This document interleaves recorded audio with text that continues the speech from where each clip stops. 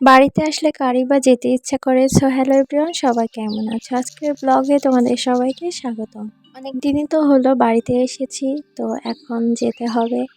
তো যাওয়ার আগে মনটা খুবই খারাপ হয়ে যায়, যেতে ইচ্ছা করে না। তারপরে উপায় নাই, যেতে তো হবেই। আসলে কথা হলো, পড়াশোনার জন্য একবার বাড়ি ছাড়লে সেখানে আর স্থায়ীভাবে ফেরা হয় না। তাই সব কিছু রেডি করছিলাম, চলে যেতে হবে। আর এই যে সকালবেলা মা ডাক দিল যে ভাত খেয়ে যা। তো খেতে এসেছিলাম। মাছ খেতে তেমন একটা ভালো লাগে না, মাথাটাই ভালো লাগে, মাছের মাথা। তারপরেও মা মাছ আর মাথা দুটো মিক্সড করে রান্না করেছে।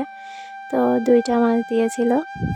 মাছটা তো খাই নাই, শুধু মাথাটা খেয়েছিলাম। মাছের মাথা আমার খুবই প্রিয়, তো মাছ খেতে তত একটা ভালো লাগে না আমার।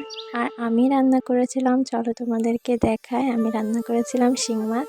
তার জন্য মশলা কষিয়ে নিয়ে তারপর মাছগুলো দিয়ে দিয়েছিলাম। মাছগুলো আগে থেকে ভেজে নিয়েছিলাম। ভেজে নেওয়ার পর মশলার ভিতর মাছগুলো দিয়ে আর একটু সময় কষিয়ে নেওয়ার পর পরিমাণ মতো জল দিয়ে দিয়েছিলাম।